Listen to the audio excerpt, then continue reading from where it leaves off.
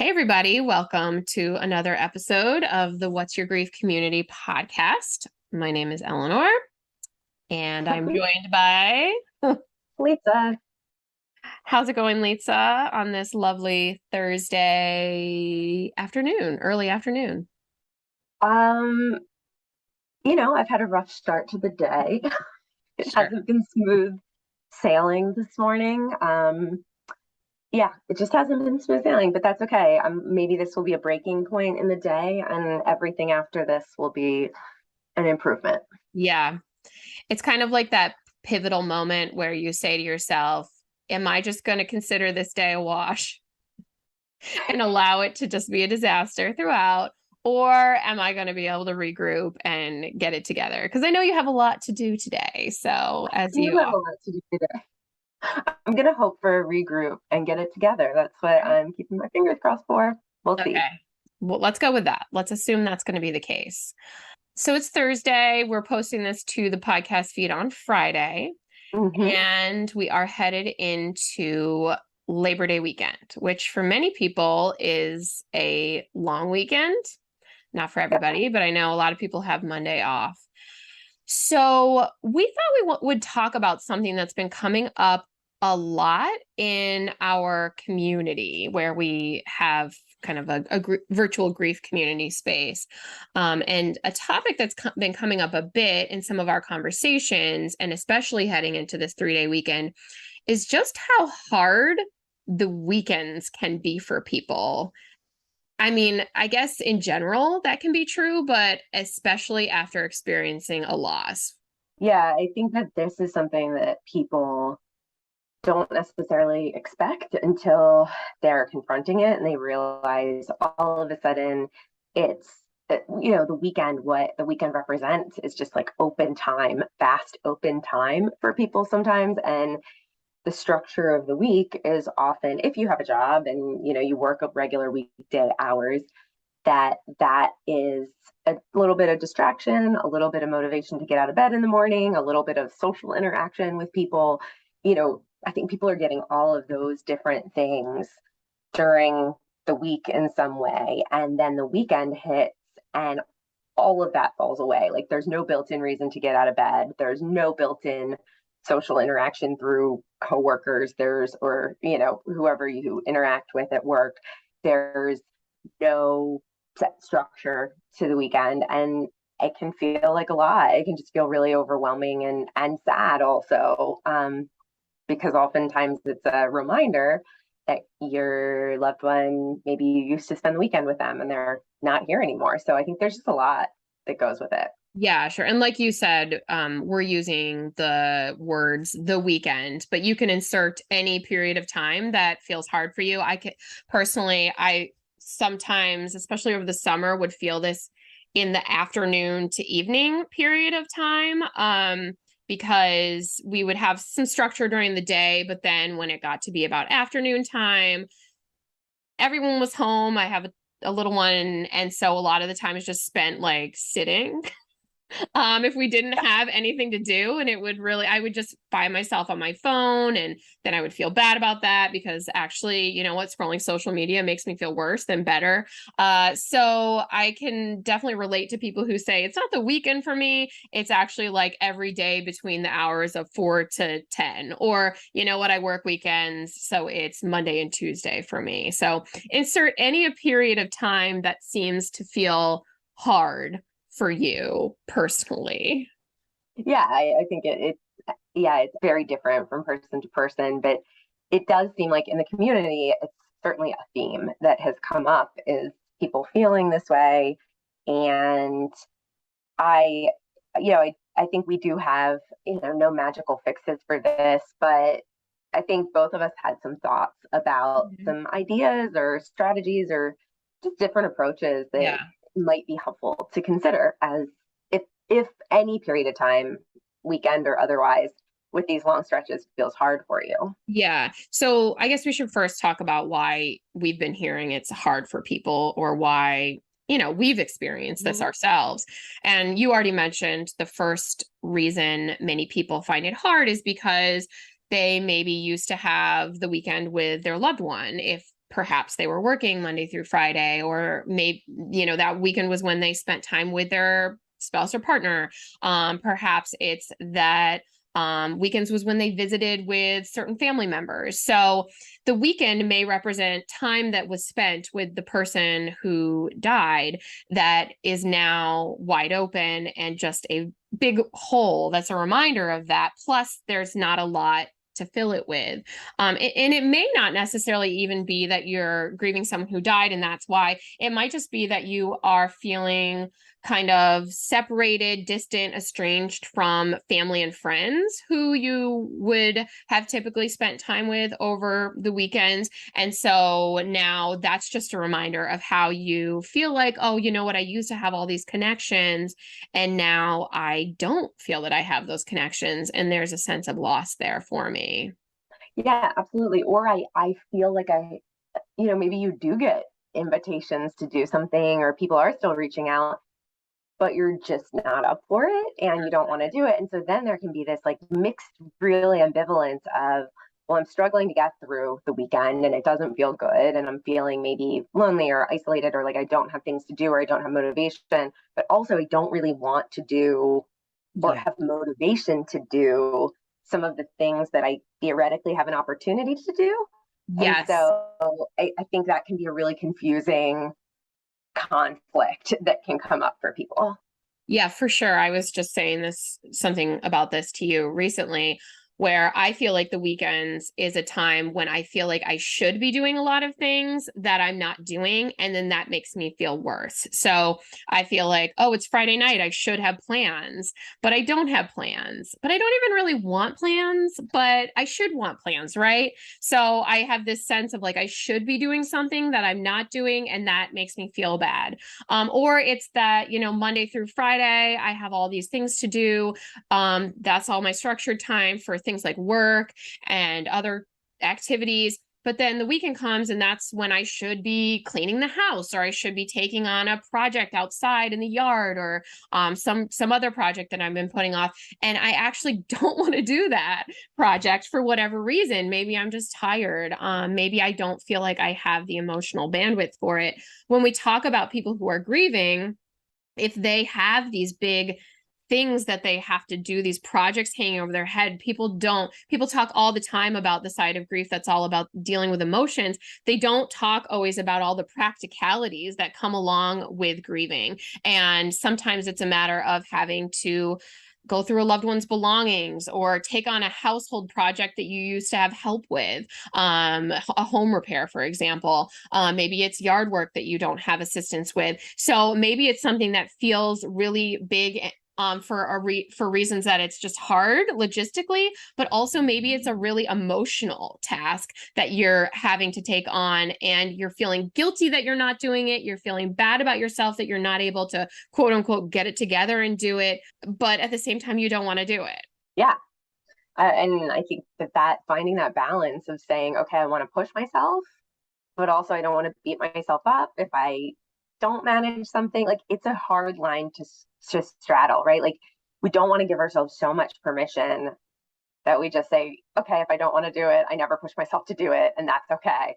And on the other hand, we don't want to like push ourselves so hard or never listen to our, really tap into the part of us that is saying, I just don't have the energy for this. I need to use the weekend to really kind of just replenish my energy and to like take it easy, or to sit with my grief, or to do that. Like we oftentimes, I think, struggle to walk that line in between those two things.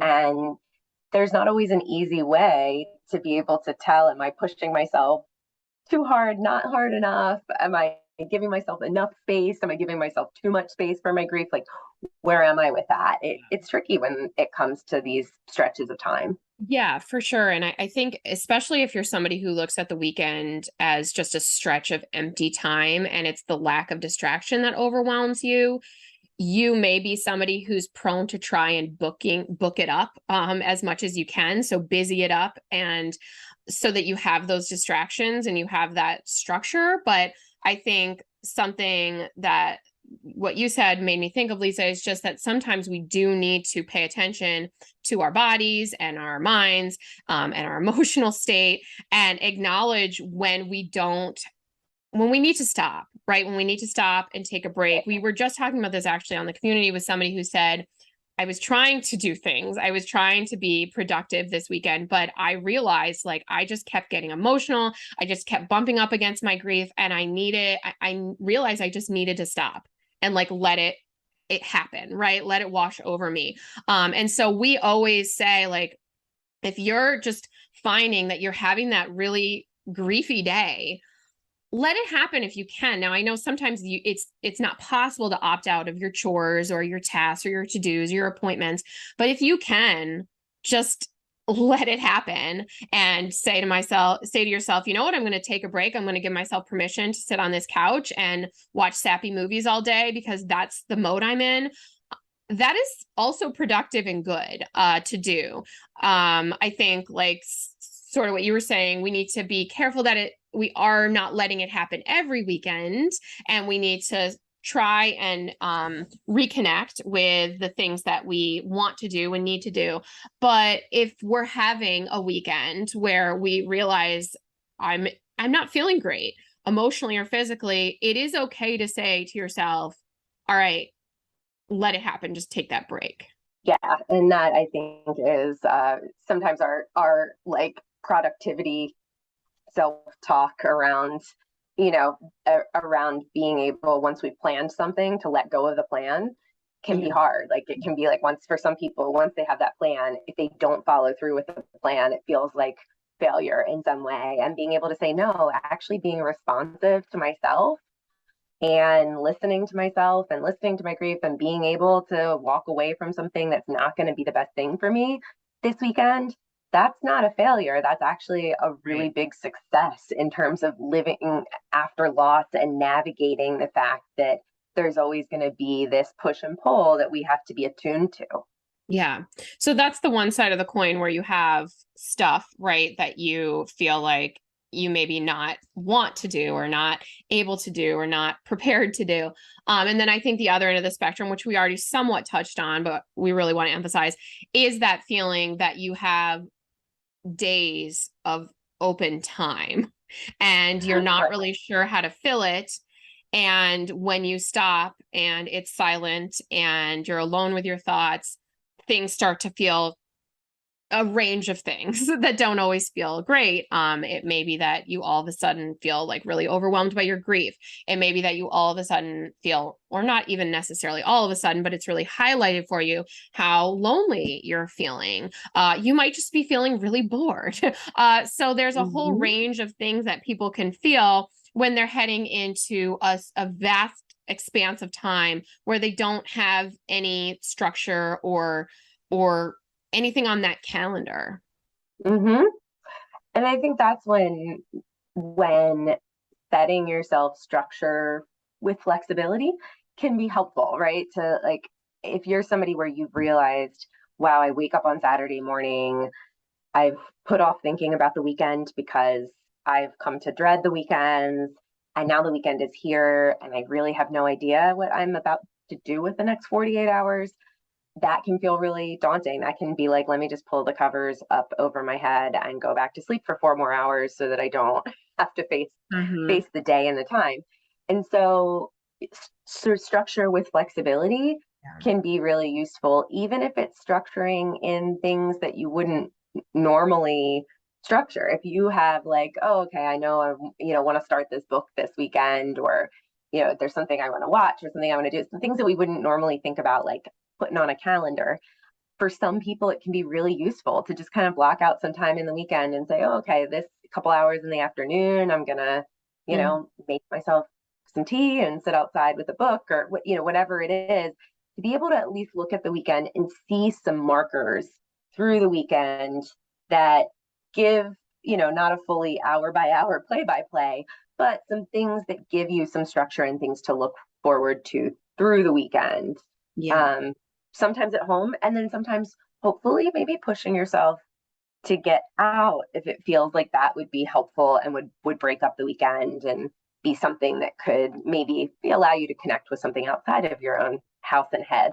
Yeah. And I think one of the reason grieving people are so vulnerable to feeling isolated and sort of disconnected is because that's what life after loss often does to people, is it makes them feel like they can't really connect with the activities that they used to connect with in the same way. It might make them feel really cut off and isolated from their support system, like we already talked about. It might be that the person you would have spent time with has died, and so that is really emotional and difficult and hard to adjust to.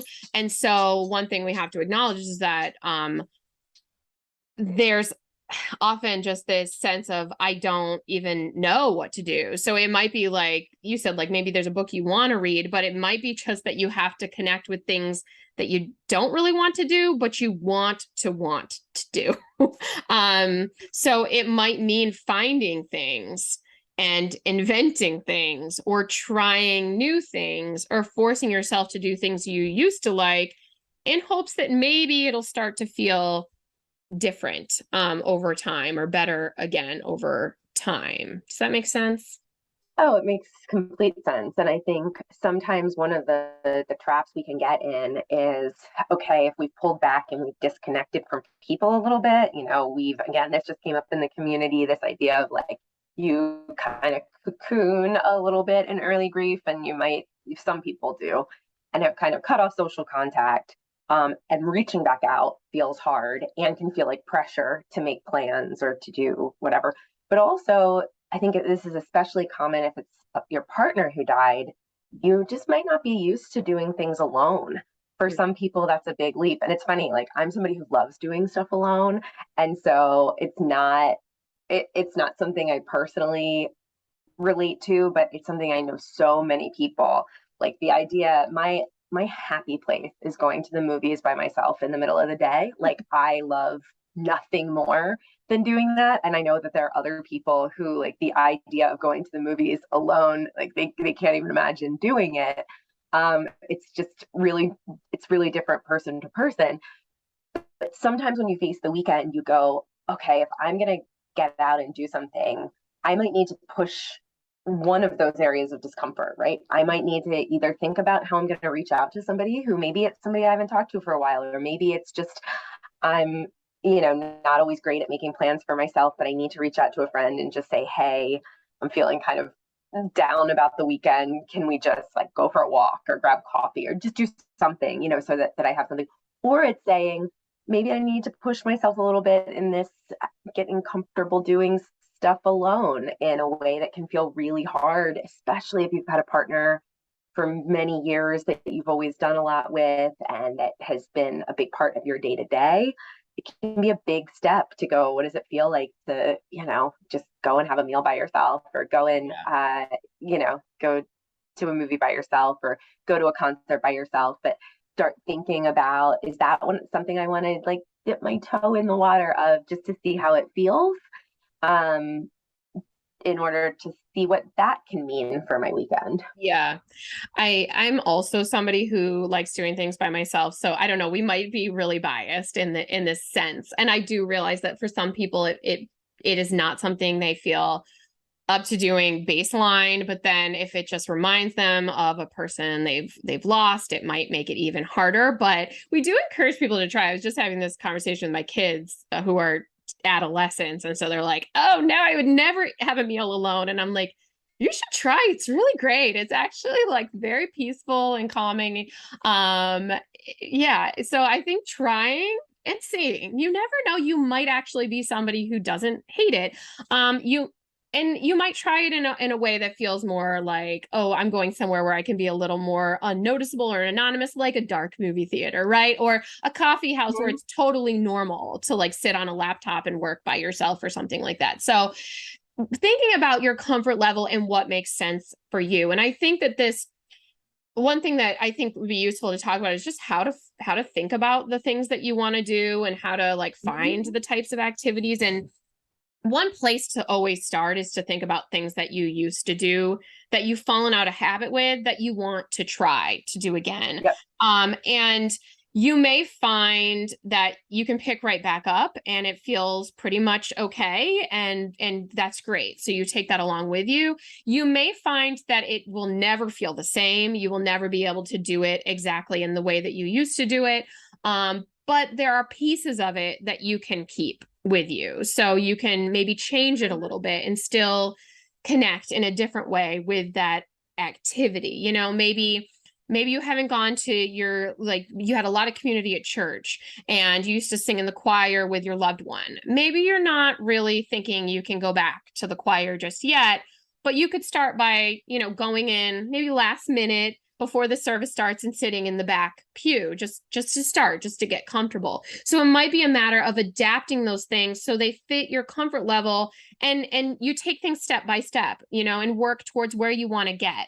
It may never look like how it was in the past. It probably won't look exactly how it was in the past because you've changed and your life has changed, but you can take steps towards making it feel right for you. Like we always say, coping with grief is like a lot of small steps taken like minute by minute, hour by hour, day by day. And this is just one example of that, getting back into some of the different things that you might want to get back into. And then the last thing I feel I need to say about old activities is that you might find that they're never right for you. And it is okay to evolve beyond these things. And acknowledge that there's a sense of loss there. So there's going to be a sense of secondary loss when you can't find that joy in something you used to find joy with, or you can't find that connection and now you've lost that. It now feels like one more thing that is gone. And I think that there's a reason to stop and grieve that secondary loss. Don't shut the door on it completely. You might find in a year or two it feels different. Like maybe next year you would want to sing in the choir, you know, maybe 2 years from now. Maybe it's you end up at a different church where you feel like you can do it without having all those memories and emotion. But for the time being, it may be that there's a sense of loss there that is worthy of acknowledging and grieving. Yeah, I think that's very, very true. And I think, you know, really cutting yourself some slack to say, like, I can push myself and I can push myself to get back into something and, you know, go back to something. And then also I can give myself a break if I say this really isn't working right now. But not letting that go, then to just, all right, I'm going to hold back up at home again if my weekends are feeling dark and lonely, but saying, you know, if this isn't working, what am I going to try to replace this with next weekend? So I still at least find something new and creative. And, you know, I think looking online and finding ideas, being creative about what's happening in your community. You know, it might have been in the past that there was just always these built-in things that you were maybe doing with your partner or that were part of your routine that you always did. If those things are feeling like they're not accessible because they feel so emotional or they're just, you're not connected with them, then going, all right, maybe something just kind of new and different outside of my comfort zone, maybe that actually would be sort of a nice kind of neutral thing to do. It doesn't have the associations. It doesn't have the memories. I'm not comparing myself to who I used to be when I'm there. You know, it's a new thing. And sometimes that opportunity, it also carries less pressure, right? Like if I look up and I see that there's just some sort of, you know, random arts festival that I'm going to go and check out in my city or in my neighborhood, you know, that is this weekend, I might feel no pressure. Like if I go and I only spend 15 minutes there, that's still that I like got out of my house, went and did something, did more than I did last weekend, maybe tried something new, which maybe I have a sense of feeling of accomplishment around. And there was no pressure because I'm not comparing it to the past, or I'm not thinking about, you know, my loved one particularly. So sometimes it's pushing into those new places and possibilities. Yeah. And when we talk about, because we always, it's hard to strike a balance sometimes, right? Because we want to nudge people to try to do things, to plan ahead for things. We even say, go as far as say, schedule it not so that you feel like this regimented thing, but so that you have that like structure, which adds a layer of accountability, which is why we would say that. But we're also really quick to say, but give yourself a break, like pay attention to yourself, go easy on yourself. Don't be mad at yourself if it doesn't work out. So it can be really hard because we always want to strike that balance. So in order to strike that balance, one of the things we often say is, if you can, just to keep it simple and start small with a lot of these things. So it might be that you choose like 2 or 3 small things to just, sprinkle into your weekend at certain times. Or if you do have a bigger project that you're feeling like, oh my gosh, I don't know where to start, schedule in 1 or 2 small parts of that. So like break it down into steps, and what's the 1 or 2 steps I'm going to take on this Saturday. Yes, and then congratulate yourself for doing that. Right. I talked about this in the community recently. I finished the book Tiny Habits, and I really, really loved how the author of that book emphasizes this idea of like break stuff down really small and then like celebrate the fact that you did the really small things, because that actually in a real neurochemical way, it like motivates us to keep doing new things. Because when we accomplish tasks, whether they're big tasks or small tasks, our brains give us those like little dopamine rewards when we pat ourselves on the back, and that helps us to have motivation to say, oh wait, it felt really good last week when I did, even if it was a very small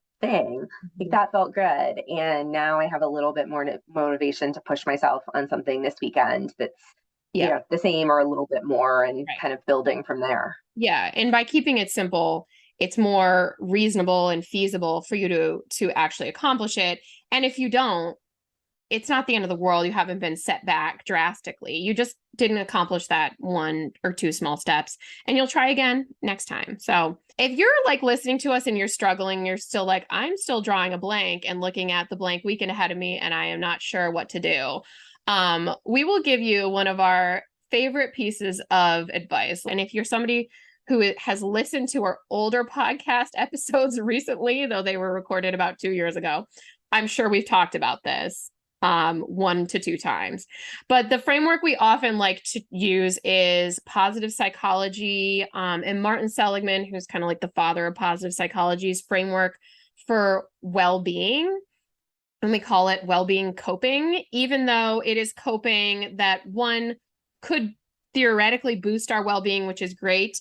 But also many of the things that you would choose to boost your well-being could also help you cope with grief. So we like the framework for that reason. We also think it can help you think about things that have made sense for you in the past, but also help you to think about things that you haven't tried that you'd like to try. So we'll go through those really quick. Does that work, Lisa? That totally works, of course. Okay, so their acronym is PERMA. And the first one is positive emotion. And so the idea here is to do things that give you a boost of positive emotion. Now, if you are grieving, there's always that push and pull between like, but I don't want to feel any positive emotion, or I don't feel that positive emotion is in my emotional repertoire right now. I am definitely feeling mostly that more distressing emotion. And when I say positive emotion, it's kind of tricky because we always like to say, well, emotions aren't good or bad, right? But when we say positive emotion, we mean things that give you a boost of something like maybe contentment or joy or peace or calm, right? So even though you may be really in the acute part of grief, and maybe you are still at that place where laughing or smiling feels impossible or makes you feel a little bit guilty, we really want to give you permission to just have a few moments of feeling that positive okayness or calm or joy or whatever. And if there's anything you can think of that can give that to you, maybe it is doing a guided meditation. That's what makes you feel that sense of calm. Maybe it is that you have a favorite comedian, his stand-up always cracks you up. You're going to give that a try on Netflix or on YouTube. And just even if you can get out a few laughs, like that is one small step towards having more positive emotion. I don't know. Are there anything I'm not mentioning, Lisa, that you would add in? No, I think like if you have pets, playing with your animals, like doing stuff that you just like thinking about just anything that gives you kind of feel good feelings. And again, not making it too huge. And also, if you are one of those people who feels like some guilt about the positive emotion stuff, like it's really normal. Like in early grief, lots of the research shows that people are actually able to laugh and feel moments of positive emotion. And that the way grief works isn't that it's all like sad, sad, sad, sad, sad, and then suddenly not sad. Most people pretty early on, if they open themselves up to it, are able to get a laugh out of their favorite comedian or do something like that. And so not to beat yourself up for that, to know that like grief, that's part of grieving. And so is that we're feeling all sorts of different things at different times. So being open to that. And then the next one, so PERMA, the next letter is E, and that's engagement. And I think when we think about this, it's the idea of getting something that puts your brain in that perfect state of like it challenges you, you enjoy it, but it doesn't challenge you so much that it exhausts you and taps you out.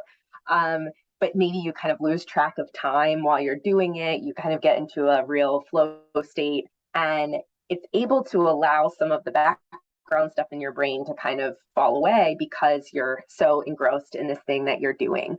And so I think that can be all sorts of things for different people. I mean, for some people, it is like certainly exercise and sports can do it for some people. Knitting, there was, there's actually been research about how like knitting can get people into that place in their brains, cooking, gardening, like different things that kind of really engage you in different ways. And sometimes if it does a little bit of kind of a combination of physical and mental, that can be really good too, but not always, it just depends. So thinking about things that might give you that engagement. Yeah, for sure. I know one for me is sitting down to play the piano. I'm not that good at it, but for me, when I do it and I choose the right type of sheet music, the time can kind of just melt away, and I'm really focused with the activity. So for some people, it might be things like that. It could be doing a jigsaw puzzle, and so there's like some of these things to you might feel like, wait a minute, I have a like list of things I have to do, and you want me to go like play the piano for an hour, do a jigsaw puzzle? And actually, yes, we do want you to do that, because these feel like they might be wasting time, but they're actually really, really good for you to have these breaks. And that's the other thing I guess we didn't mention about some of this type of coping and these types of activities is that they do give your brain a break, engagement especially. And so one of the things that we always talk about that's really important is just giving yourself a break from your grief from time to time. Because you know what, like grief is a lot. Life after loss is a lot stressful, all that. And so it's really important to give yourself a break.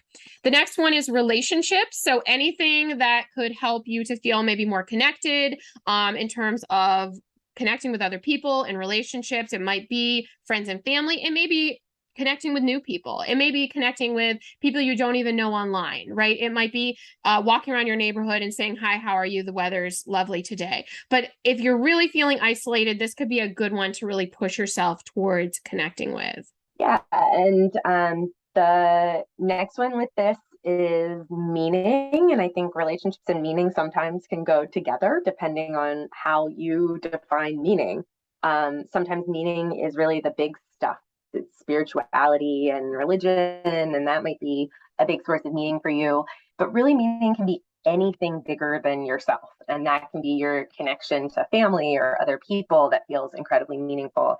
It can be your connection in nature. Just if you're somebody where you just have that feeling when you're out in nature of just the wonder of nature and feeling connected to the earth, it might be, volunteering and service stuff, tiny volunteering or big volunteering that, helps you to feel connected.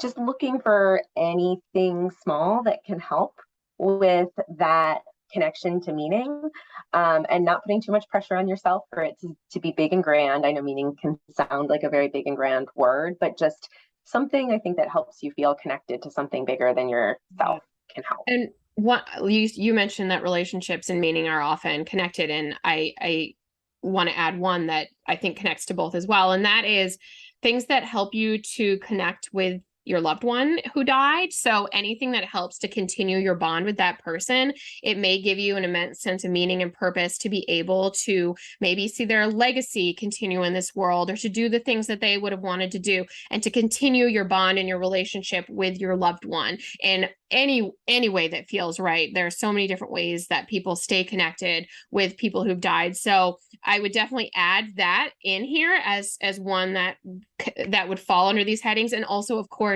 help to cope with grief as well. And then the last one for PERMA is accomplishment. And we're always really careful to say that, like, accomplishment can be like really big things, like, oh, I wanted to take this class on this really important topic, and I've taken it and I finished it after many hours, and that gives me a sense of accomplishment. Or, you know what, I just graduated. That gives me a sense of accomplishment. I ran a 5K. That gives me a sense of accomplishment. But we also mean really, really teeny tiny small things, especially in grief.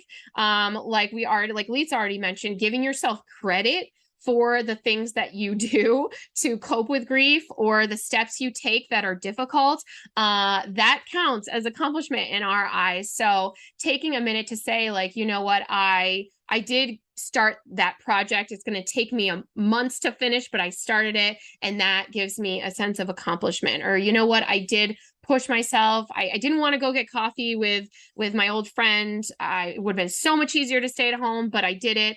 And now I feel like I've stuck with the plan, and that gives me a sense of accomplishment. So it can be small things, and it can be really, really big things. So that's PERMA. So we hope that just gives you some ideas to go on for the weekend, and a place to start, and a framework. It's a framework we think is really useful. If you feel like, one thing that we are offering is this community. So we are doing different events and different things, weekdays and weekends. So we'll put the link in the notes for information about our community if you're looking for that.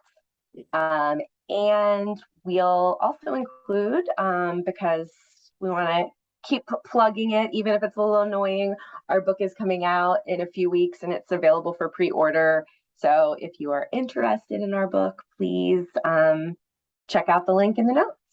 Yep. And you can always email us at whatsyourgrief@gmail.com. And we are on social media at whatsyourgrief.